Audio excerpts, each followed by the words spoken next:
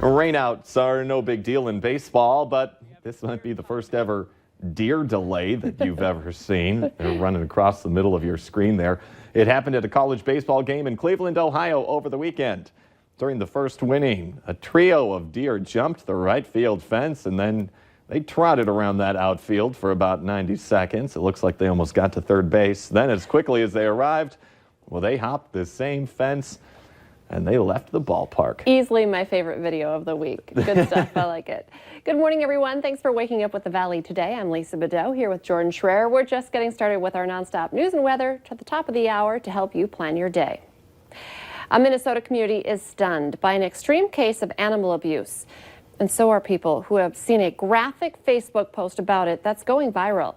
It has to do with a dead puppy found on the side of the road in Red Lake. Due to the graphic nature of that picture, we won't be sharing it this morning.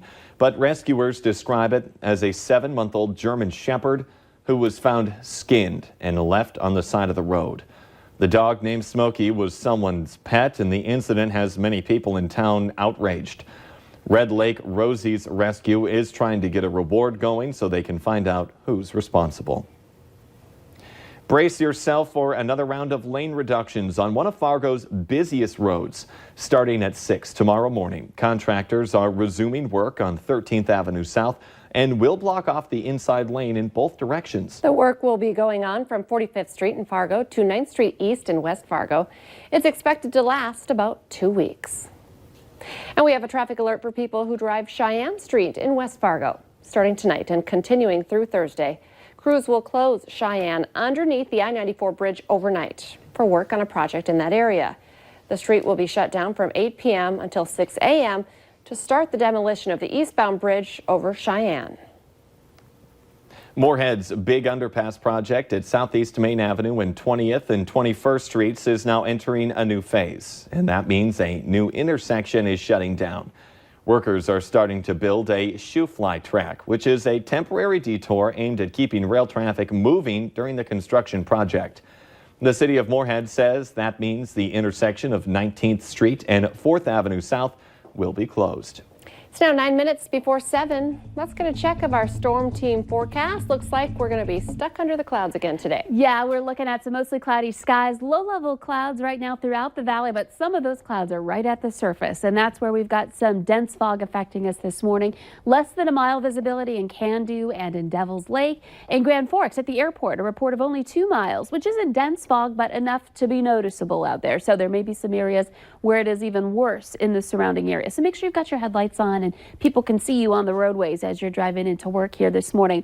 Otherwise, it's looking pretty good as far as visibility is concerned. It's a little chilly out there. Temperatures are below freezing in spots. 25 degrees in the Devil's Lake area, 27 in Langdon. By far, that's the coldest area, but a lot of us are close to the freezing mark here this morning. It's 37 in Fargo. That's one of the warm spots, relatively speaking, of course, here to start off the day. So looking at winds that are light, so that's not much of an impact for us. Just feeling a little chilly because of the temperatures. We'll need that extra layer this morning.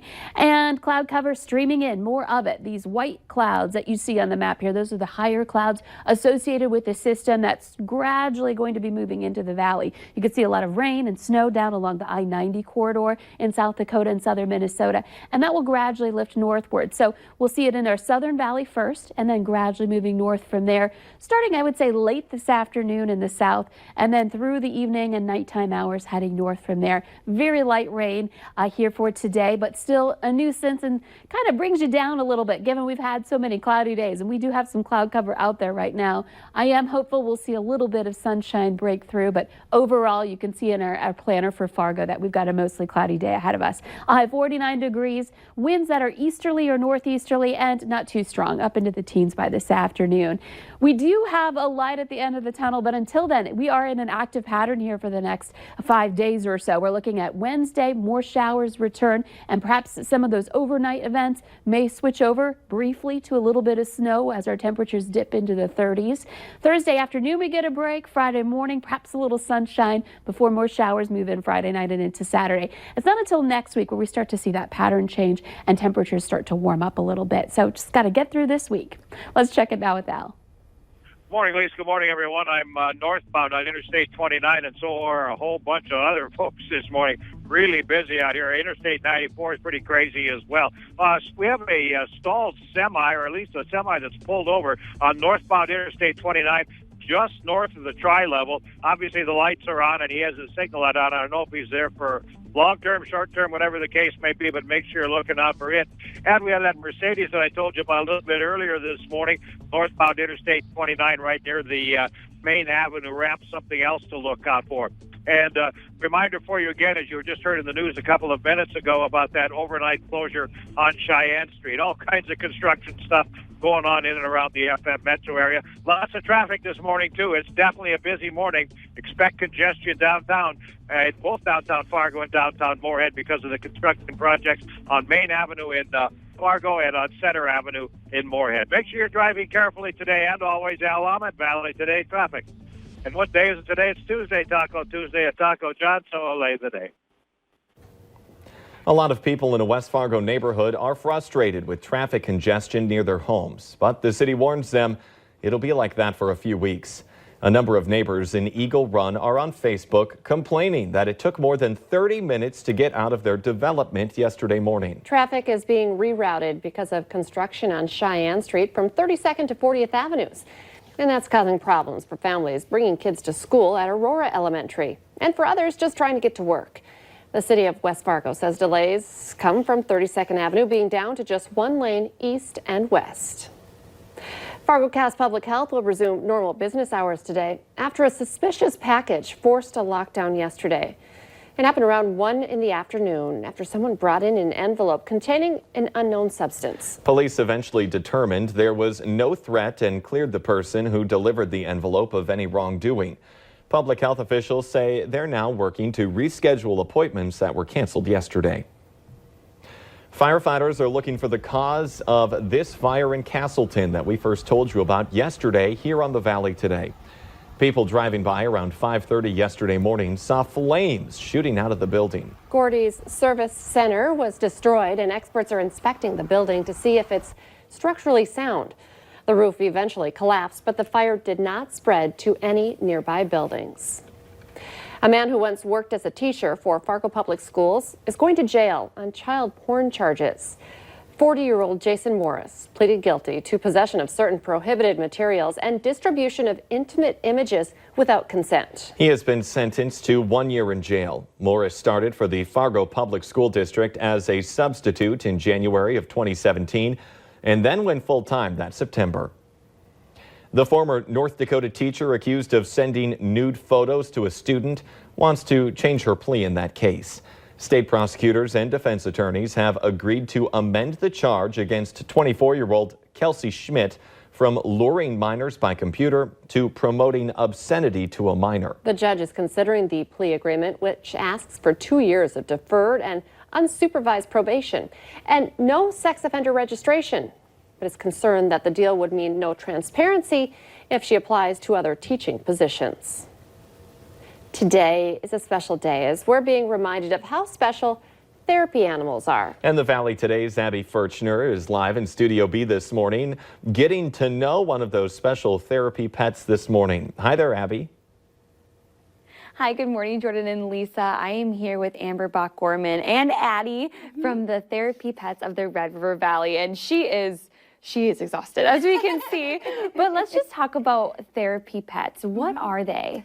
So therapy pets are animals that provide comfort to people in the community, just to build connections and foster community connection. And Therapy Pets of Red River Valley is all volunteer-based. Yes. And so what do these volunteers do? So we are kind of the central location to connect with volunteer teams, to request them to go out to the community, so to different school events or hospitals or colleges or what have you. And I know you've been doing this for a few years. Mm-hmm. What is your favorite part about volunteering and why is it so close to your heart? I get so much satisfaction from it. You know, I spend a lot of time with my dogs, and to be able to take them into places that for people that might not be able to be home with their dogs or be able to be with their dogs like college students and be able to share the joy and hear the stories about their animals, just really, I think, kind of fills your cup up per se. And so if someone wants to volunteer with you guys, how do they go about doing that? Yeah, probably the easiest and best way is just to reach out to Therapy Pets of the Red River Valley. You can find us on Facebook or through a web search. And we have an email that you can contact us. We'll talk with you about the processes of being able to get involved. We would love to get some new therapy teams. We have way more requests than we do volunteers.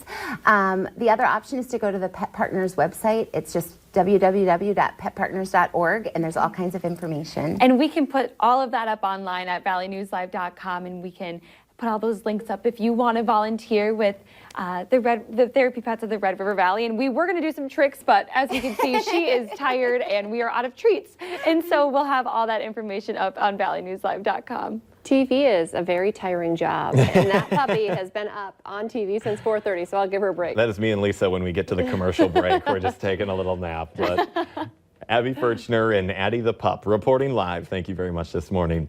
Let's get the answer now to our question of the morning on Facebook. Here's today's question. 9% of people admit that they do this in front of a mirror. I think the percentage is way too low, unless people are just not admitting it. The answer is dance. I do that every day. Yeah, I'm who not doesn't even dance kidding. in front of the mirror?